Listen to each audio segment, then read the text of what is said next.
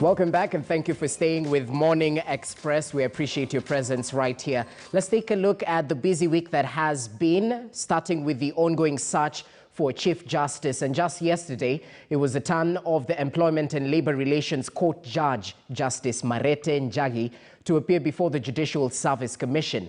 The judge dismissed as an error a classification on his card from the National Council of Persons with Disability indicating he has a mental disability. Now, failure by the judge to declare his income and claims of high-handedness haunted the justice. Now, as Rita Tinina reports, Justice Marette was also tasked to explain why he demanded that his wife be compensated by the judiciary for being his aide. Take a look. You have to be firm in what you do. The fourth candidate to be vetted for the position of Chief Justice by the JSC and for whom personal issues stood out. You said you are a person living with a disability. Yes, sir. And then it indicates the nature of disability, visual, mental. No, that I have no mental issues. This was an error. Justice Marette, currently serving at the Employment and Labor Relations Court, has not had a police driver, even though he is entitled to one. The Honorable Mr. Justice D.K. Marette has been having problems with the drivers since 2014. So one lasted a day, another lasts a week. The best one lasted about 3 months, and they get very impatient. To him, his wife is his personal aide, deserving an allowance. This lady must follow me. Nobody is taking care of her. She has a hope to take care of. She has her own issues. She has her own interests. Why won't you compensate her as my employer? I am entitled to an aid. The only differential is that this aid is so specialized that she must be my spouse. In 2019, the JSC recommended the removal of Justice Marette over allegations of gross misconduct. A tribunal set up to investigate the claims reinstated him in September 2020. In one of his cases, he quoted his own judgment. This is you're quoting your own case. 1. 2, you're saying, my good friend and brother, Rika J, a case which you succeeded. Wouldn't that worry you? Could be an issue if you are a simpleton. This is English we are speaking, not the language of the people of Chuka. Justice Marette has handled 3,436 cases, but only delivered 73 rulings between the year 2016 and 2021. Responsibilities versus what you've done and the office. How do you convince me so that I can be able to give you marks with that in mind? We have not been in these places or in big office because nobody gave us an opportunity. You cannot hang us for that. You are required to give a total of 5 referees. You gave 5. Yes. But 4 out of the 5 were unresponsive when we sought their opinion on your character. Do you know them, and would you know the reason why they did not vouch for you? I suspect that it was a communication, the addresses. You've indicated your income as N/A. What does that mean? Not applicable. Why is that? My answer to that is that in my own imagination, my cleverness or lack of it, is that when you're asking for income, you're asking for extra, not my pay.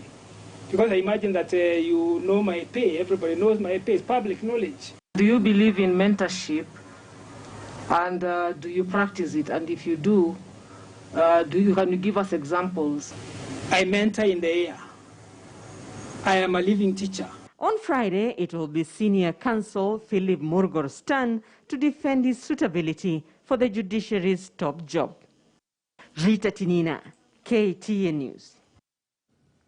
Well, interesting sentiments right there by Justice Marette, but the show definitely goes on. Interviewing is ongoing. Philip Murgor will take the hot seat today facing the JSE as from around 9 a.m. Make sure you watch KTN News as we'll bring the live proceedings. Allow me to reintroduce my panelists. Professor Gitile Naituli joining us in studio, former NCIC Commissioner, Kasim Tandaza via way of Zoom, Member of Parliament, Matuga constituency, also joined by Mark Bichachi, Communication Strategist, and Gloria Orwoba, Youth Policy Analyst. Now, I'd like to begin on that particular note. We've just run a story on the questions and the answers surrounding Justice Marette just yesterday. I mean, he definitely mentors in the air, one of the issues that sort of made me smile right there. But be that as it may, it's a serious interviewing process. And I'll start with Professor. What say you about the process so far? 4 down. We have 6 more to go. Philip Murgor taking the hot seat. Is JSE hitting the nail on the head in terms of the questions? And what say you about the applicants so far? I think the process is good. What should worry us actually is your last sentence, the applicants. I think I've looked at that list as an informed consumer of our services from the judiciary. And I think we should worry that the applicants are rather below par compared to where we have come from, compared to Justice Mutunga, compared to Justice Maraga. I think we should worry that none of the Supreme Court judges applied, like Justice Leneola. We should worry that Judge Mumbingogi did not apply, for example. I think in that panel, maybe Justice Undunga is there. I think his rulings can stand for itself. But when we get such poor quality applicants, and I can't judge them, I don't pretend to know anything about the intellectual, the judicial capacity and all that. But what's informing your judgment? But listening to questions and the way the questions are being responded to, that's not the intellectual level where you need to get to the Chief Justice. So there is something in to worry us, and I believe, if I can be just a bit for the right here, I think there was a belief in the judiciary that the Chief Justice are only being selected, and therefore people just decided they don't trust the process. Now, that shouldn't worry us, because we really need a very strong judiciary, and that assumption I just said may not be true, but there's a perception, and the problem with the perception is people act on it as a perception. So, yes. Well, it definitely is a perception, but be that as it may, those are the applicants that we definitely need to work with. Focus on Justice Marette. Just yesterday, he has faced 9 removal petitions during his 9-year tenure as a High Court judge, none of them having succeeded. Mark Bichachi, I'll start with you. What say you about the ongoing process? I mean, the work is cut out for the JSE commissioners in terms of searching for the ideal candidate to replace former Chief Justice David Maraga. Any issues you've picked so far? Well, I certainly think that Marette is the exception rather than the norm. And the reason why I am peculiarly worried is his statement that his wife compensated for the duty of being a wife. And this is the kind of thinking that a man hopes to take to the position of Chief Justice. And the fact that he is a sitting judge makes me really wonder what kind of judgments he's been giving. And of course, this was an issue. Now, what do we need in a Chief Justice? What we need in a Chief Justice, number one, is the ability to steer the judiciary in being able to handle cases expeditiously and judiciously and make sure there is fairness in our courts. Number two, we need a judge who's going to supervise the transition from the digital system, from the analog systems we have in our courts, where files can disappear, where brown envelopes are exchanged in term and evidence disappeared, into a digital system which Kenyans can rely on. But number three, and most critical, we need a Supreme Court president, a Chief Justice, who is able to deal with corruption cases with the speed and expediency needed to restore faith in the Kenyan people around our judiciary. Now, have I seen that in the interviews that we've seen so far? Maybe in one or two. But the truth of the matter is the field so far seems quite lackluster. And that should worry us, especially since we are a year from an election. And we know how these elections are. There must be a petition. There's been a petition every year, other than in 2002. So we need to be very careful with the person we're choosing as a Chief Justice, but this is also a very good moment for Kenyans to reflect and ask themselves that someone whose people have complained against and tried to remove 9 times still thinks he has the capacity to be Chief Justice. It is the same way people who've escaped from Shimo Latewa had the temerity to stand for governor. It is the same way people who are claimed to be pharmacists have the temerity to stand for office. What we need to ask ourselves is not what is the academic threshold for people to hold office. It is also what is the ethical threshold for which people can apply for office. Because a travesty of ethics is worse than a travesty of paperwork, because one of those the judge yesterday had the paperwork, but he thinks his wife should be paid for the honor of wearing his ring on her finger. This is the kind of thinking that we need to be very afraid of. And now you can imagine that thinking in our politics. You can think about it in our CEOs. We need to do something in this country, and perhaps we need a certificate of ethics moving forward. Interesting note to end your contribution right there. I mean, Gloria, we've seen so many so far. Justice Chitembwe started it. Professor Patricia Mbote came after. Justice Martha Koome.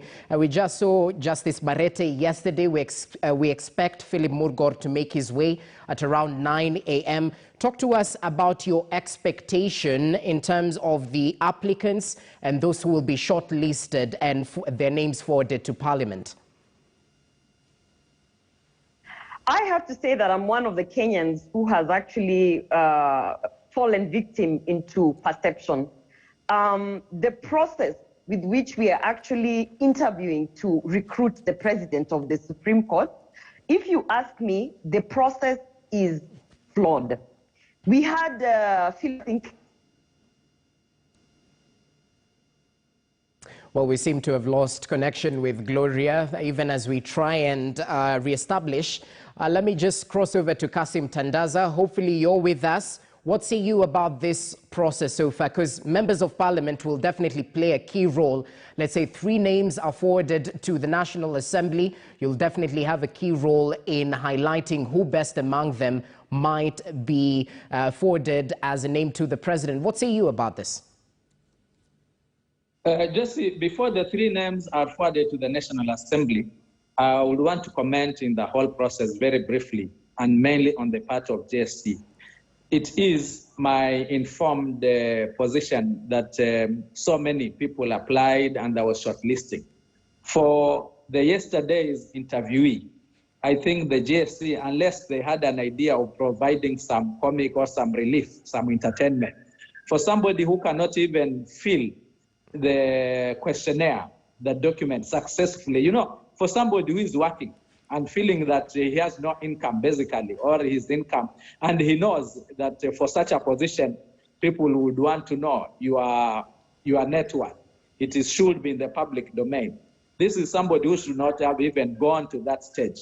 But as it is, it was there. We are hoping that we are not going to see more of that kind. I'm hoping that the GSC next time takes its work more seriously in terms of vetting.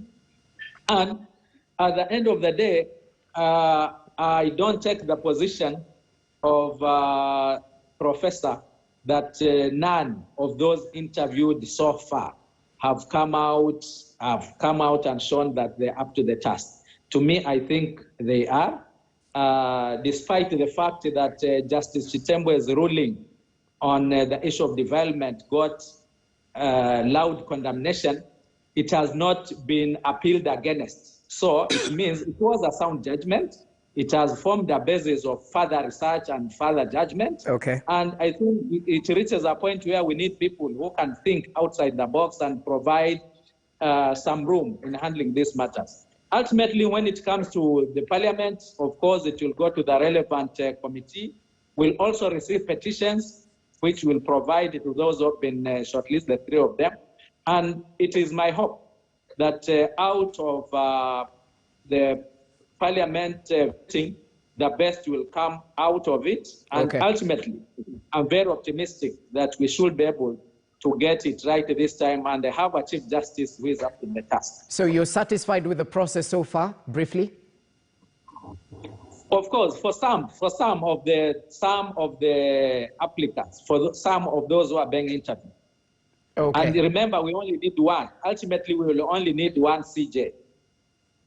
Okay, so well noted. Amongst those who are interviewed, to me, certainly we can get a good CJ out of them. Okay, back to Gloria, who seems of a different opinion that it might be a skewed process.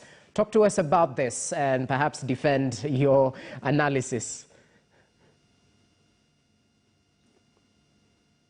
I don't know whether you can hear me now. Yeah. Yes, we can hear you. Kindly continue.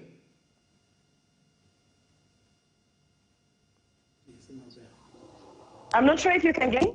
Yes, we can, Gloria. I was talking about the process. I said I'm one of the Kenyans who have actually fallen victim to the perception that the process is flawed. There had been complaints by Philip Mugor about the panelists because there are allegations that acting CJ Mwilu has actually, that she could have been compromised because she seems to have had dealings that might affect her judgment in terms of one of the candidates. I think it's Ngatia. So the fact that that wasn't really addressed effectively, I believe for me is a sort of indication that we are not so worried about the integrity of the process, but we are just quick to check the boxes. But I think also I want to shed some light on not only the candidates that have applied and have actually shown up to go and interview, but I want to shed some light. I was following the questions that were being asked. I think it was to one of the lady applicants, must have been, what's her name? I think it was 2 days ago. Professor Mbote? Yes. And I was just wondering, like, the quality of the questions coming from the panel, for me, was an indication that we are not really taking the process as seriously. I think there was at one point where one of the panelists actually asked her, like, so do you get angry? Do you get annoyed? And I'm like, this is an interview where we are trying to actually recruit the president of the Supreme Court.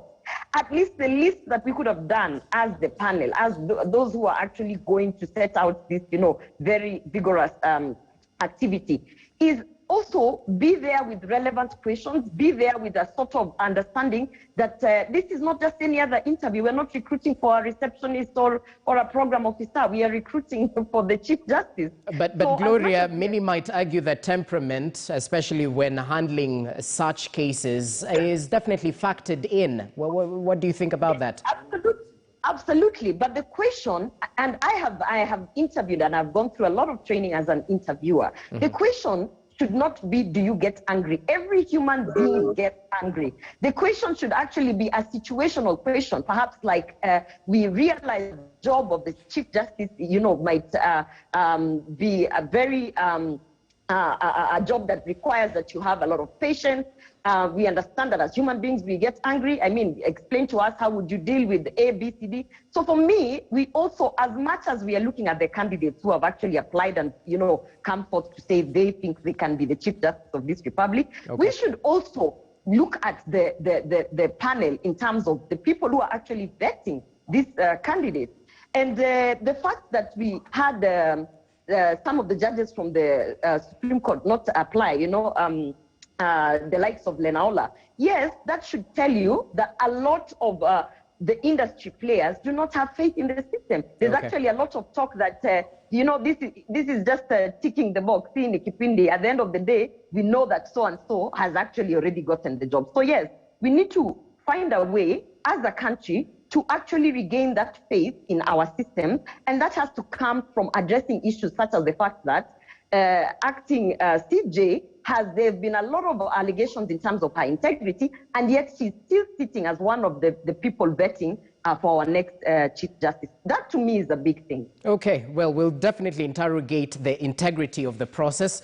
Allow us to take a short break, gentlemen and lady. When we come back, we continue with the discussion. Not just that, the recent political maneuvers in the country. It's a season of photo ops with a ban on political gatherings. And they say a picture can speak 1,000 words. Or does it? Stay with us.